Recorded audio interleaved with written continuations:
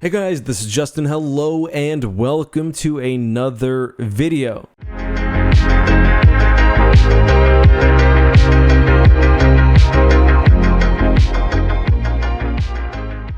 So I asked you guys a while ago how you felt about me going back and updating some of my original videos, which, well, don't quite hold up, or generally just going back, adding new information, bringing multiple videos together, and that's sort of what we're doing today. We're covering a look at things that go bump in the night from other dimensions in the Star Wars universe, and you might be surprised. Not many people would call Star Wars, well, grounded, but it usually sticks to 3 dimensions, except it doesn't. Hyperspace is one example of Star Wars moving to another dimension. You can think of hyperspace and real space, i.e. the normal space that Star Wars usually takes place in, as being sort of mirrors or shadows of each other. And hyperspace is where we get our first extra-dimensional threats. As you guys may know from a prior video I did, Hyperspace Madness is the idea that by gazing into the void, one can develop hyper-rapture, a madness associated with gazing upon the strange dimensions of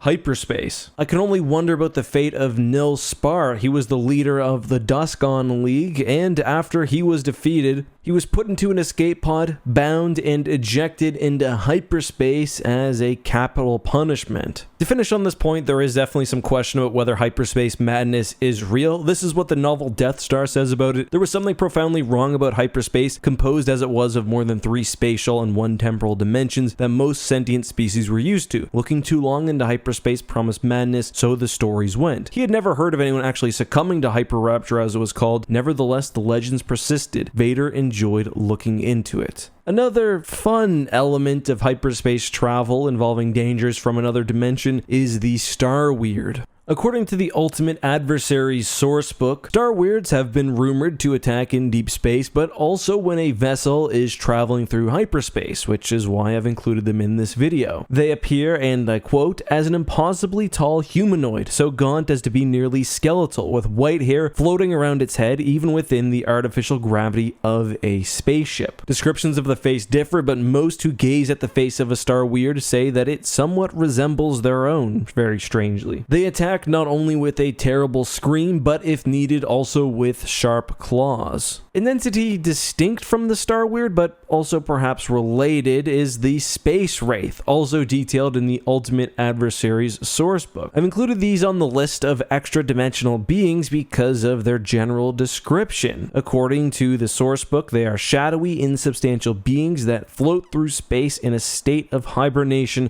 until a sentient being comes near them. They then take over the body of any who approach and use it for nefarious deeds. A technician breaking apart their own starship, a Force user using the Force against their allies. Some believe that these creatures are actually pure manifestations of the dark side of the Force. There are various other wraiths, ghosts, and dark side entities in Star Wars, but I don't want to stray too far away from the discussion of extra-dimensional threats, so let's move on. As mentioned, real space and hyperspace are related dimensions, but there's also another dimension known as other space. The West End Game sourcebook with the same name describes it in the following way. Between real space and hyperspace there exists another reality, other space. Here space is slightly warped and light shines less brightly. It is a galaxy of things strange and familiar and deadly. Other space has become a final resting place for ships that travel the hyperspace lanes and lose their way. Those that once inhabited this dimension are gone. Only the ships remain floating silently like mausoleums in a star-filled graveyard. So obviously other space is not a place you want to end up, not only because you'll die just through madness and not being able to return to real space, but also because of the presence of the alien species known as the Charon. Now, I've actually never done a full lore video on the lore behind other space as it relates to the Charon, which are quite well explained, but basically they were trapped in other space through a hyperspace accident and have developed a cult of death. They have strange machinery,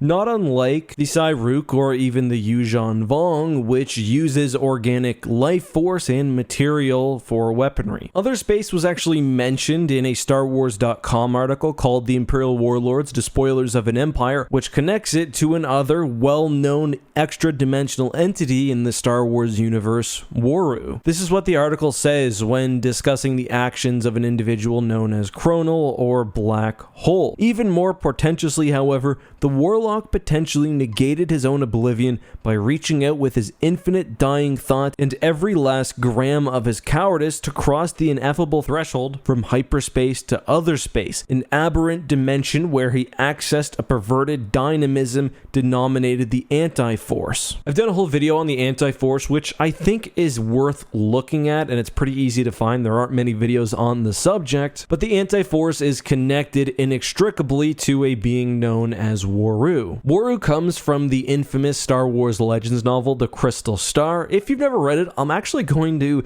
recommend that you check out my podcast, Tap Calf Transmissions. We read The Crystal Star. We were pretty kind to it, I think, and we gave a pretty thoughtful discussion of the material. Basically, Waru is a strange entity who somehow got moved from his dimension, which this article suggests is other space, into the main dimension that Star Wars takes place in. He spends his time essentially trying to consume powerful beings so that he can travel back home. Here's a relevant quote from The Crystal Star. "What did it want from us?" Leia asked. "Waru whispered to my brother. She thought and told him, tempted him. It was stranded," Luke said. His gaze was haunted. "It could only gain energy by annihilating the force of our universe with the anti-force of its own. And Waru reached the force," Leia said, horrified. "Yes, through people, by destroying people." Waru, who is described as a sort of ichor covered by golden scales, seeks to consume powerful Force-sensitive Jedi so that he can make a portal to return home. And he eventually does so. As Luke explains, Waru needed enough power to rip a path through space-time back to his own universe, like an electron and a positron,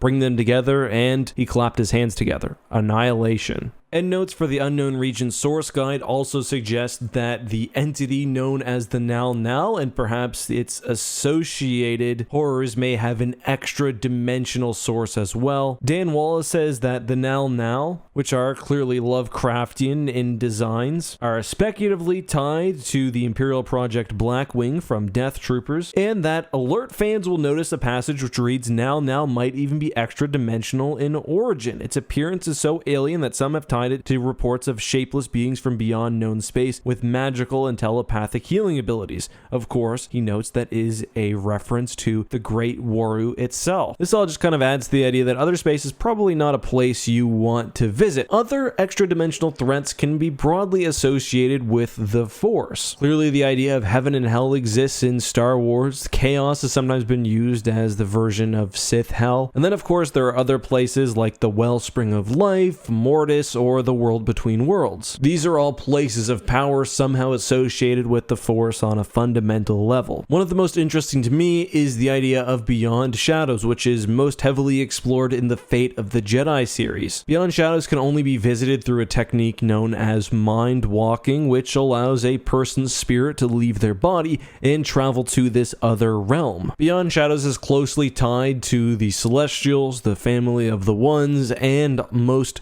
prominently Abeloth, who is said to have gained her power by drinking from the Well of Power and bathing in the Pool of Knowledge, two locations in the Beyond Shadows realm. I really enjoy this section of Fate of the Jedi, Luke discovering the station with all the Mind Walkers who are essentially gone, exploring the strange new location, and eventually even encountering the soul of Jacen Solo, who has not been redeemed and seems to be experiencing some form of purgatory or even hell of his own. The final thing I want to mention, I think, for this video is the Rosm. I've covered the comic The Rosm Come From, which is Blind Fury, which is by famed comic writer Alan Moore. Abel Pena, who earlier on I talked about making the connection between Other Space and the Anti-Force, also tied the Rosm, which are a strange species that Luke encounters at the beginning of the comic, to another dimension. Anyway, guys, that's all I have for today's video. I hope you enjoyed this one. It was really fun to go back over some of my older stuff and put together one major, big, comprehensive video for you guys. Is there something I missed? Is there something you'd like me to cover in more in depth?